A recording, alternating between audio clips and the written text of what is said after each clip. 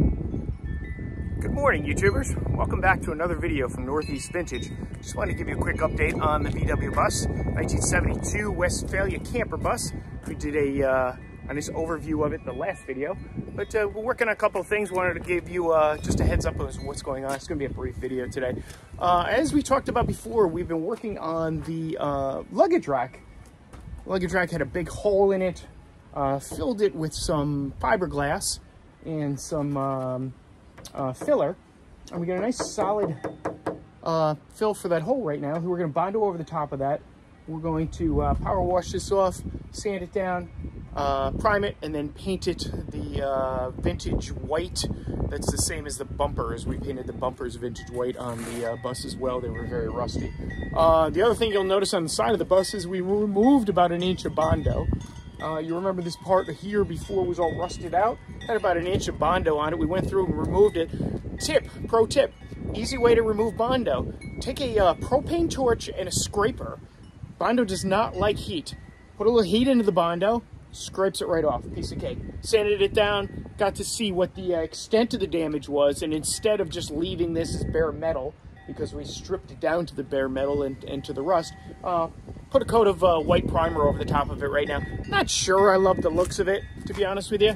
I think it looks better than the big rusty side, but tell me what you think. Also had an opportunity to take the wheels off. Interestingly enough, which confirms that this is a Texas bus, when I pull the wheels off, there's actually no rust on the brake lines, which is really surprising to me, and a tremendous surprise. Good nature, or good luck, I guess. I still want to paint the wheels white. We're going to sandblast and then paint the wheels white. I removed the calipers. We're going to rebuild the calipers. Either that or just buy new calipers. I don't know. I'm kind of half and half on either one. Calipers look like they're stuck right now. Lines look good. Rubber lines are going to be replaced because the rubber lines flexible lines always have to be replaced on brakes. Brake pads are amazingly good on it, on the front. So we will rebuild the brakes and replace the calipers on it, and we'll actually get this bus to stop, which would be amazing. Number one, if we can get it to go, that'd be great. And we'll talk about that in a minute. On the back, though, it has drum brakes. The backing plates for the drums are kind of bent up. It's got some calipers on there, some drum calipers. I guess they're rear wheel cylinders or calipers. I don't remember what they call them. What do you call them? Tell me what they call them. Anyway, I can replace the whole back end of this in terms of the new drums, new shoes, new brake hardware, things of that nature. I have the old brake hardware over here, but you know, just kind of show me what's going on in there. That's but it's all rusted and stuff, and it's easy enough to grab new stuff off of Rock Auto or a Napa or something like that, and throw it on there, and then we should be good.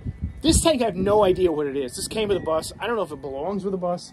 It looks like a pressure tank. I think it's a propane tank. It's kind of big. It's got like a gas line on it. If anybody knows what that is, let me know. A couple other miscellaneous parts with the bus.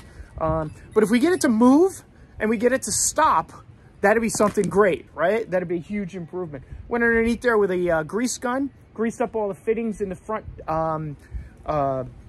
steering because it was kind of creaky. So I'm thinking I'm probably gonna have to replace some bearings up there as well, but it looked like all of the tie rod ends and things like that were all dry. So we'll see.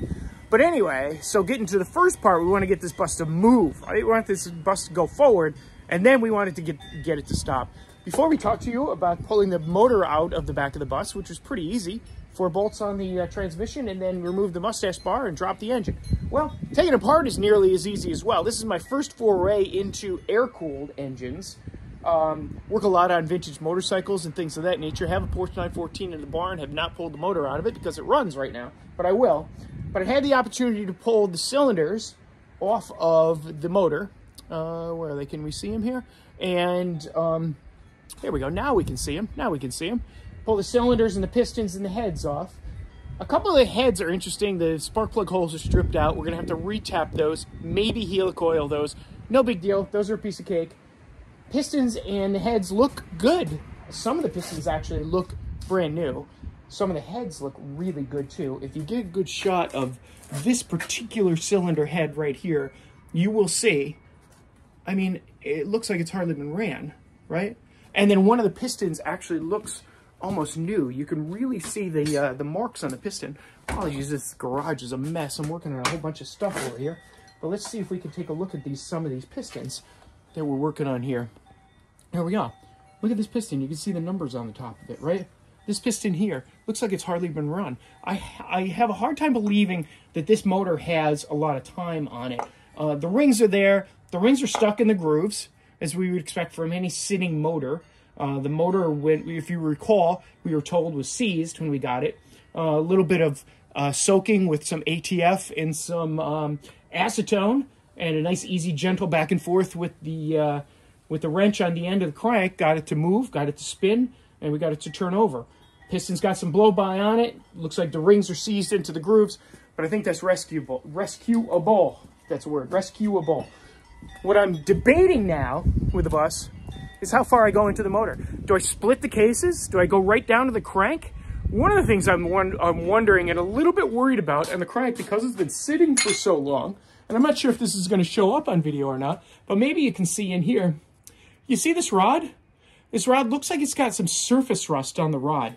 The crank looks like it's got a little bit of surface rust as well. Now, I don't know. Oh, that just wiped off.